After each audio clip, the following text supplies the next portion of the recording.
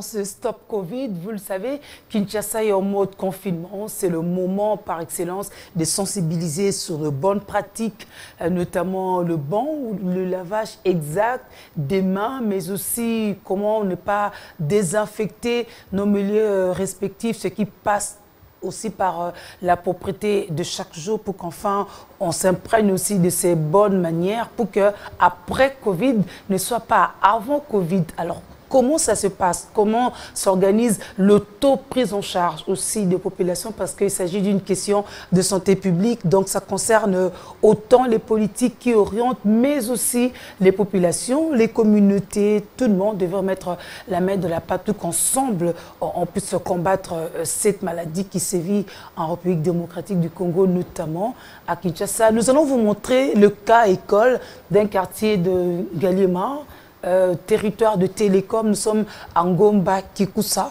Vous allez voir comment cette population a pensé se prendre en charge elle-même. Et après, nous aurons sur ce plateau l'initiateur de ce caucus émergent des habitants de Ngomba Kikusa. Et il pense que pour faire l'émergence, il faut d'abord assainir, il faut vivre de façon salubre et on peut voir le reste après par rapport à l'émergence de ce coin. On prend d'abord ce reportage. Quartier Ngomba Kikusa à Télécom de la commune d'Ngalima, le caucus de ses habitants en confinement partiel s'est converti en agent de sensibilisation contre le coronavirus.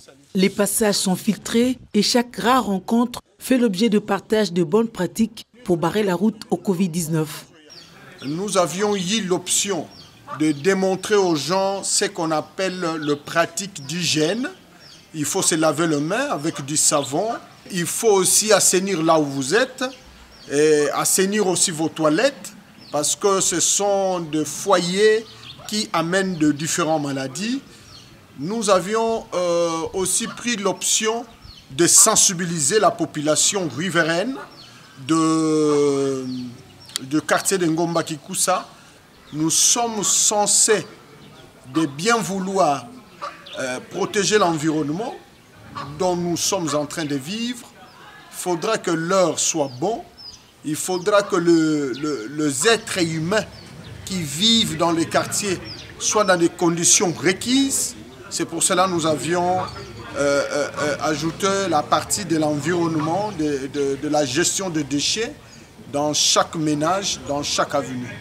Les occupants qui nourrissaient l'envie de s'engager dans la lutte contre l'insalubrité, le cas de Boupetona Bisso, de la campagne Bisso, ont trouvé en cette période de restriction un réel déclic. Le caucus attend un appui des autorités. La maladie ne tient pas compte de nos appartenances politiques. Alors c'est pour cela que nous sommes en train de sensibiliser toutes les maisons, toute la population de Ngaliema, de prendre au sérieux cette pandémie. C'est une maladie qui est réelle, c'est une maladie qui entraîne des conséquences fâcheuses en termes de la mortalité, donc nous devons prendre ça au sérieux. Et voilà pourquoi je demande aux autorités compétentes d'assister les caucus qui a vu le jour dans les quartiers Ngomba Kikusa. Les avenues Gombe Matadi et Ducan sont redevenues salubres et vivables.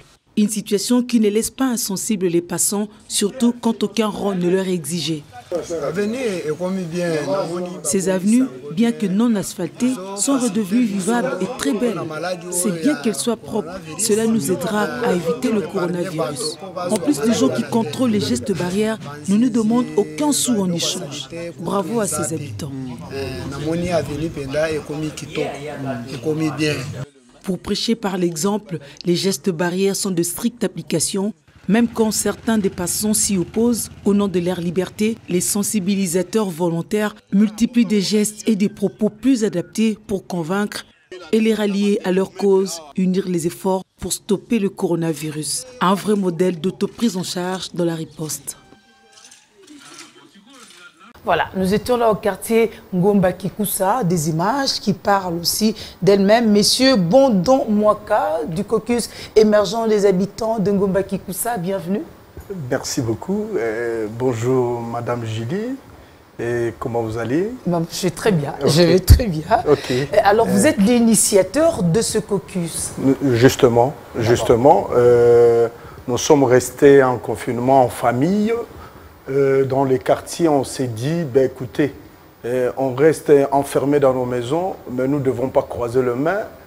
Nous avions préféré commencer à assainir les avenues, nos parcelles, même le petit ruelle, essayer de désherber, essayer d'enlever tout ce qu'il y a comme ordure, compte tenu de tout ce qu'il y a comme tout azimut. Là, il y a la pandémie qui se propage partout.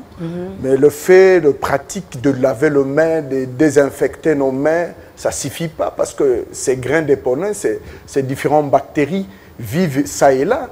Même quand si on utilise tout ce qu'il y a comme cache-nez, vous devez les brûler. Vous ne devez pas les jeter comme ça parce que s'il y a des bactéries à l'intérieur, vous ne saurez pas les identifier. On voit que des bactéries à l'aide d'un microscope.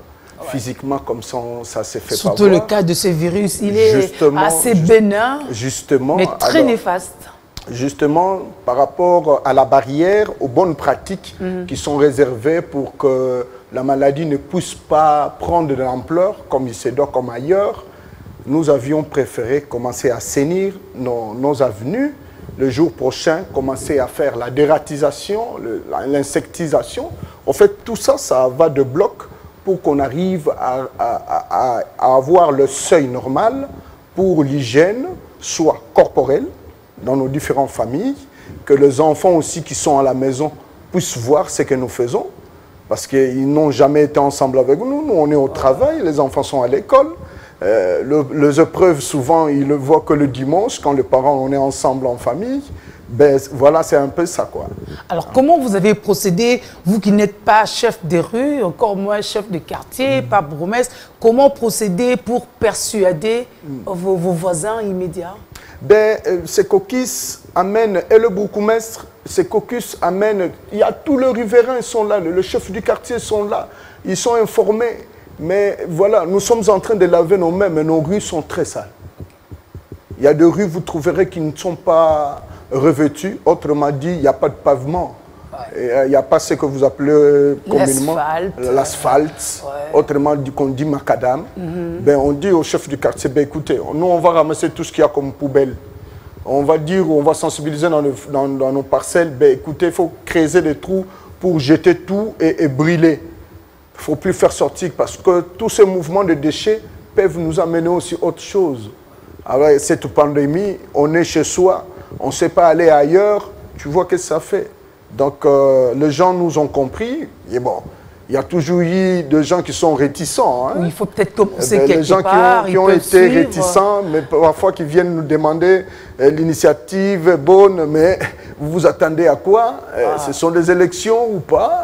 Me dit, mais écoutez, mais les élections ne se fassent pas dans des conditions pareilles. Hein.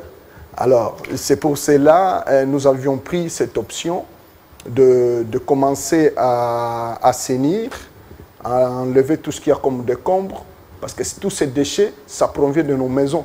Ce sont des déchets d'origine ménagère, ce ne sont pas des déchets d'origine industrielle. Donc, ce sont nos déchets, essayer de quadriller nos femmes qui sont à la maison, nos enfants. Il ne faut pas jeter vos papiers mouchoirs après avoir éternué. On ne sait pas qu'est-ce qu'il y a à l'intérieur. Il faut les jeter à un tel endroit. Après, on va incinérer pour éviter un peu la barricade avec tout ce qu'il y a comme coronavirus. Et maintenant, quant au lave-main qu'il y a devant les avenues, devant les parcelles, aux entrées, aux sorties, les savons, les désinfectants, comment vous avez procédé? Ben, on s'est cotisé dans de bonnes choses. Il y a toujours des bienfaiteurs. Nous-mêmes, on s'est pris en charge. Il y a des amis qui ont donné plus que nous. Ben, on s'est dit, on prend de lave-mains, on les met dans les extrêmes des avenues. Ceux qui ne connaissent pas l'avenue, on met des jeunes qui sont là à côté en train de jouer au Scrabble. Ben, vous surveillez l'engin. D'ailleurs, nous avions eu l'option que le jour prochain, nous ne mettrons plus de l'eau, parce que l'eau aussi pose problème dans nos quartiers. Nous ne mettrons plus de l'eau avec du savon à côté. Nous allons solutionner cette eau. On met du savon à l'intérieur, on solutionne cette eau et puis les gens peuvent passer seulement, laver les mains. Ceux qui pensent solutionner cette eau ont compétence de le faire? Ou ce sont des moyens de bord? Vous avez lu ça quelque part? Sûr, nous avons des chimistes. Moi-même, je suis ingénieur agronome. Nous sommes un peu outillés par rapport à cette matière. Même sur le plan de ratisation, désinfection de tous ces bâtiments, toutes ces maisons, il faudra qu'il y ait le dosage parce que quand on arrive à pulvériser très mal, il y a toujours des dégâts qui viennent. Si on arrive à bien le faire, il y a des résultats escomptés. Il ne faut pas qu'on arrive à pulvériser et puis demain, on voit il y a assez beaucoup de cafards, on voit beaucoup de criquets à travers la ville. Oui, parlons justement de la pulvérisation. On a vu le gouverneur de la ville pulvériser pratiquement la place de la gare centrale, un tout petit peu le marché aussi central, mais tout ça a été critiqué. Les gens ont voulu comprendre. Fallait-il pulvériser le sol?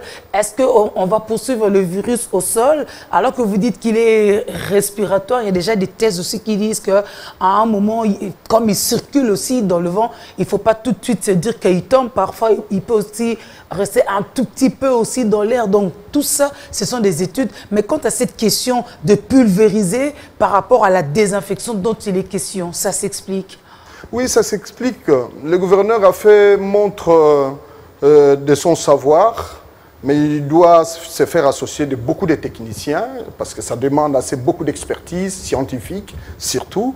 Mais le gouverneur a fait son bon savoir de pulvériser. En fait, le bactérie, on ne le voit pas à l'œil nu, comme je l'ai dit tout au début. Le bactérie se fait voir par rapport au microscope. Mais il y a des endroits qu'on trouve où le bactérie peut rester.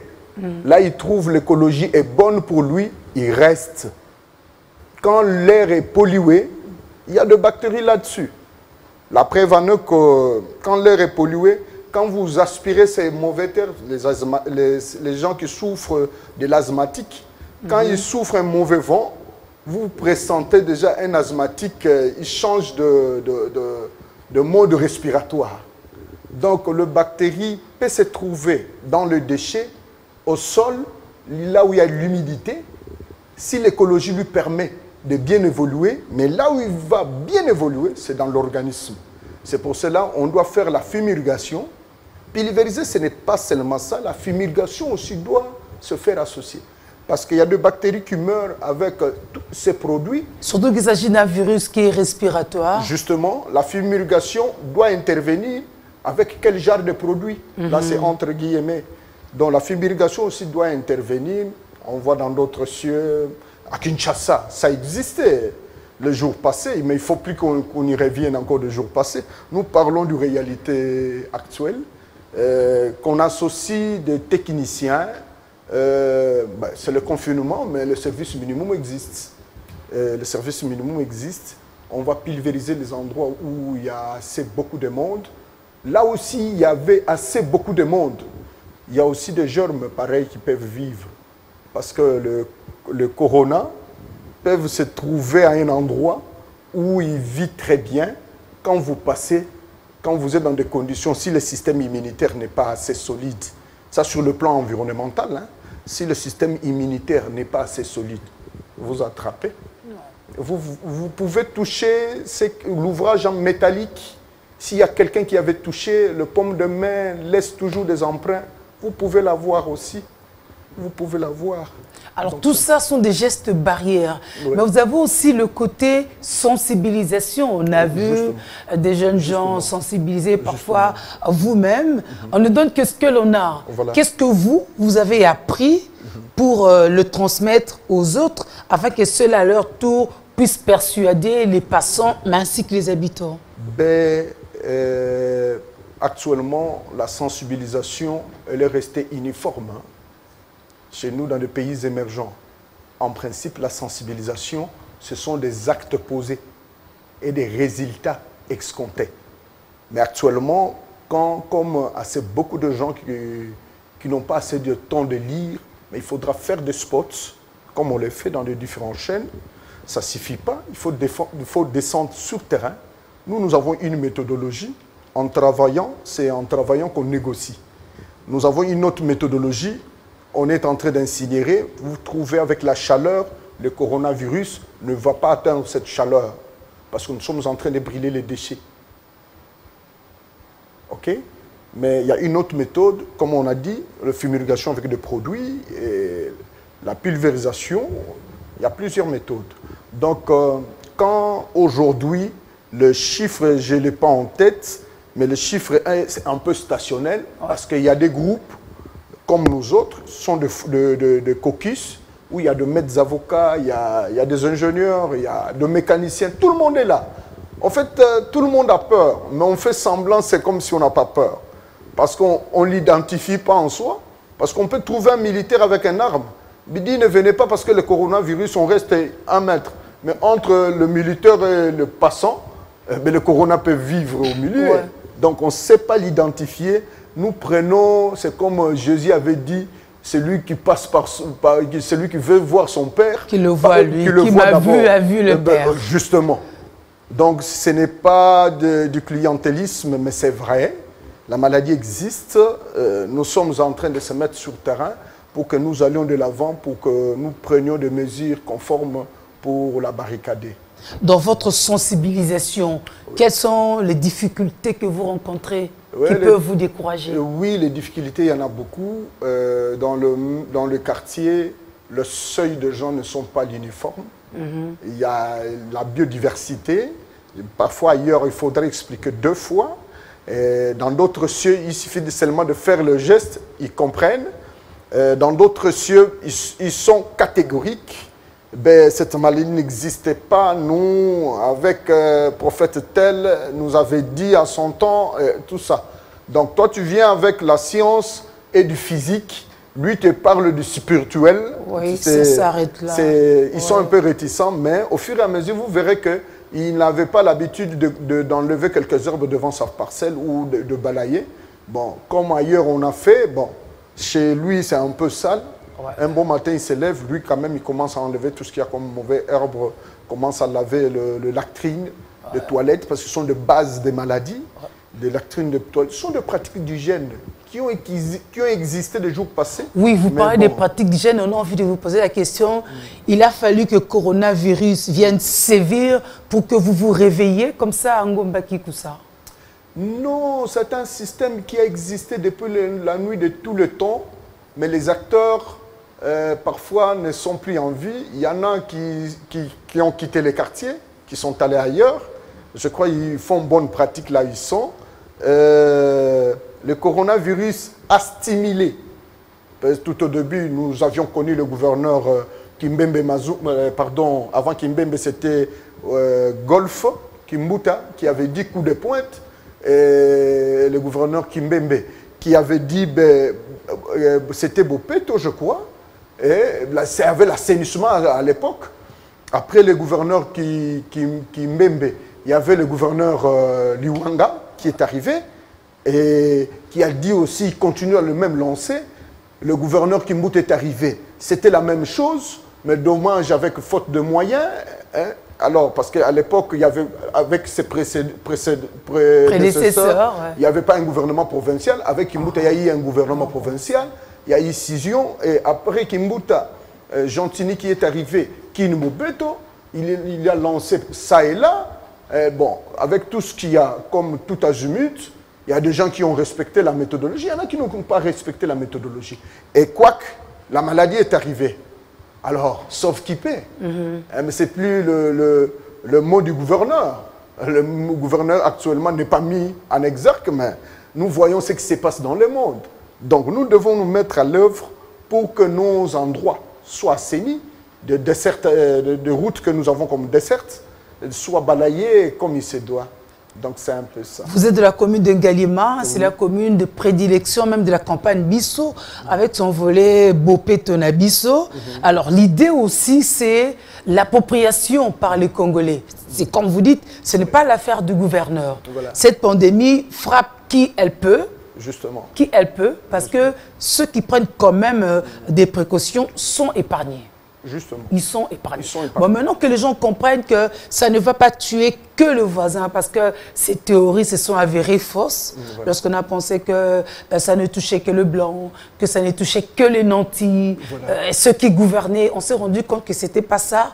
Ça peut venir me rechercher dans mon dernier retranchement si je n'ai pas pris des précautions. Justement. justement, madame. Donc, au fait, cette maladie n'épargne personne, au moins les jeunes. Jusque-là, les cas de décès des jeunes, de 0 à 5 ans, nous n'avons pas encore des échantillons. Sauf ailleurs. Sauf ailleurs. Ouais. Mais il serait souhaitable que nous puissions nous approprier de barricader cette maladie. Même, je suivis avant, quand je venais à la station ici, il y avait un débat que vous avez animé avant cette émission. Il y en a qui disaient ben, l'école, le ministre de l'EPST, Willy Bakonga, trouve qu'il peut ouvrir quelques zones là où il n'y a pas de maladie. C'est archi faux. Laissez le ministre, madame. Vous savez, avant que nos enfants sont des élèves reconnus au Congo, avant qu'ils puissent retourner le chemin de l'école, on doit dératiser toutes ces écoles-là. Parce que ce sont des endroits qui sont restés fauves. Il n'y a pas assez de gens et la maladie peut s'incarner là-bas. Les bactéries peuvent se retrouver là-bas. Et bien, avant que les enfants rentrent à l'école, qu'on essaye quand même de dératiser, d'assainir ces écoles-là. Parce que ce sont les bassins, les enfants viendront de tout bout du chemin, ils vont se retrouver à l'école et les enfants, à leur tour, ils ne sauront pas que le virus se trouve chez le voisin ou l'autre. Même l'enseignante qui est quelque part, quand elle vient, elle ne sait pas que la maladie se trouve chez l'enfant. Donc quand on nous a dit on reste en confinement, bon, on reste en confinement. Vous êtes d'accord pour le confinement total de Kinshasa ou encore le confinement graduel? Moi, je pense que le confinement graduel est important. Le confinement total, on n'aura pas de chiens, parce qu'il y en a qui vivent avec des chiens. C'est une maladie qui vient oui, on va arriver là. Voilà. Ben, quand on dit confinement total, on ne veut pas voir de gens. Et même les militaires ne doivent pas se promener. Ils doivent rester dans des coins des avenues. OK? Donc faites ça, bon, c'est une proposition, ça n'engage que moi. Le confinement sélectif est bon parce que de l'autre côté, quand les gens font le mouvement, on saura aussi on saura atteindre des milliers d'hôpitaux parce que là, il y a des personnels soignants. On peut aussi atteindre des médecins qui peuvent faire de porte en porte. Mais quand on dit confinement total, vous voyez que ça fait. À prendre avec plusieurs des pincettes. Mais sélectionner, essayer de sélectionner un peu. Si nous étions en confinement total, nous, on ne veut pas faire ce que nous faisons comme activité sur terrain. Vous serez resté chez vous, peut-être. Je serais resté chez moi. Vous serez plus exposé sans le savoir. J'allais assainir ma maison, mes toilettes et consorts, la parcelle.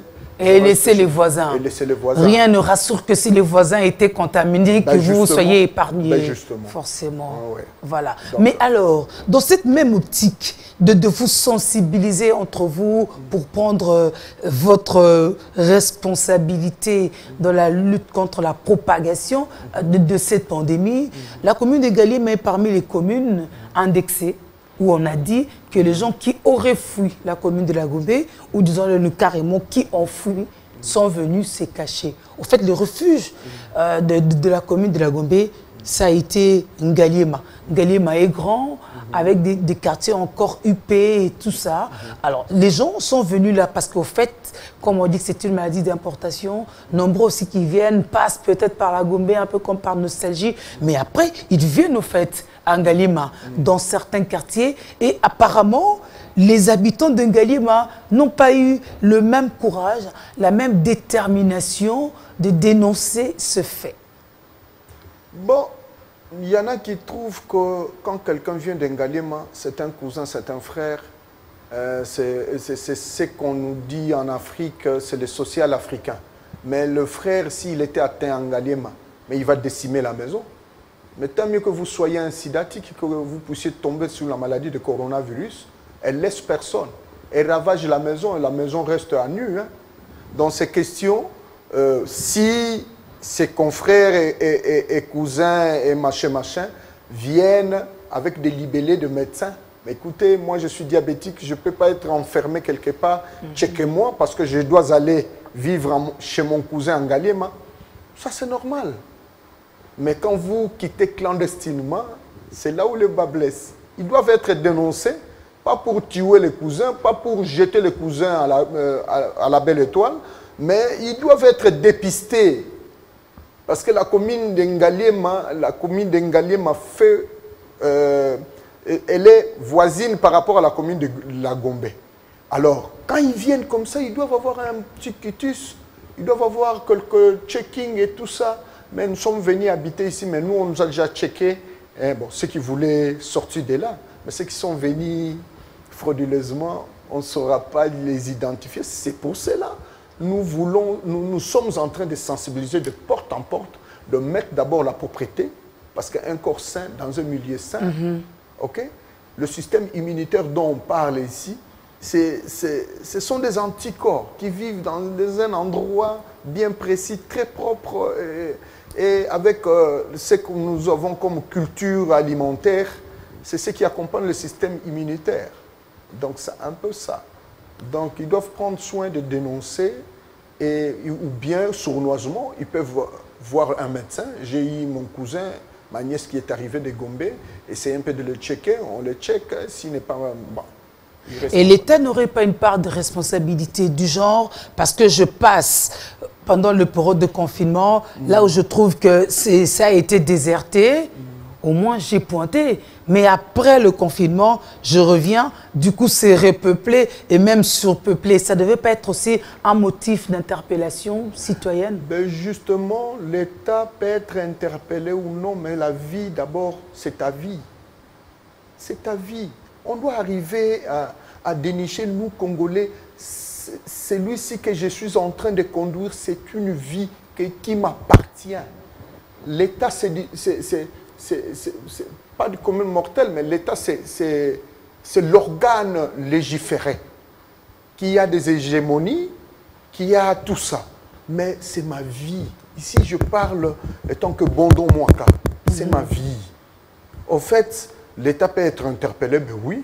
Bon, au fait, aussi, il y a ce qu'on appelle le groupe de riposte. Doivent faire de petits mini-bureaux dans chaque commune, ok, pour faire ce qu'on appelle la sensibilisation de dépistage, de porte en porte aussi. Problème de moyens aussi. Ben, écoutez, devant une maladie... Tout le monde n'est pas volontaire, ben, quand on est malade, comme le au quartier médecin, Ngombaki, tout ça. Quand on est malade, parfois, il y a des cotistes dans la famille qui se font pour sauver l'autre qui est à l'hôpital. Hein?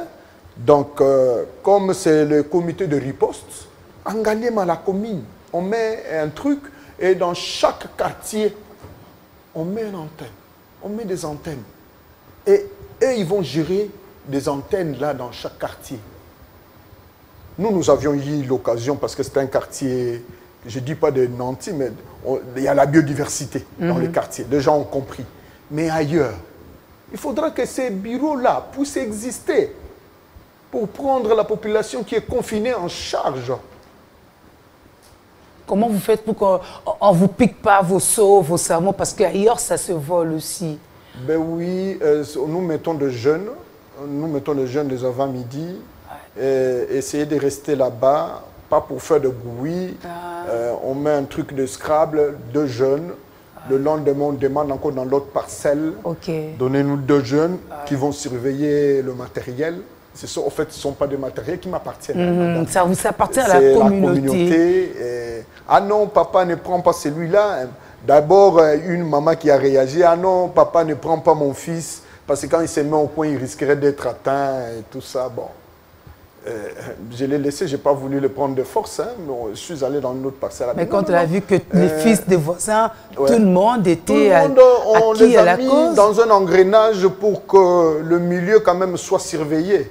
Si on a assez plus de moyens que dans chaque avenue, quand une voiture vient entrer, on doit la pulvériser parce qu'il y a des voitures qui sortent, qui vont aussi en ville. Mais quand ils reviennent, ils ont des laissés-passer. Ils doivent être pulvérisés dans les quartiers avant qu'ils puissent pénétrer les quartiers. Donc ce sont des projets. Espérons que vous puissiez avoir tous ces moyens avec votre volonté. Justement, c'est pour cela que nous demandons, ici je m'adresse au maître, au professeur Mouyembe, de bien vouloir dispatcher de petits centres pour suivre un peu tout ce qui se passe dans des quartiers, des petites antennes dans nos communes et la population comprendra qu'ils sont quand même pris en charge pour la barrière de cette maladie. Il va te faire Mouyembe, il n'a pas de choix, c'est lui qui gère le comité multisectoriel de riposte. Ça aussi, c'est un aspect multisectoriel. À un moment, pour finir, vous parliez des relations entre l'homme et l'animal. Du moins, l'animal physique, vous en étiez au chien.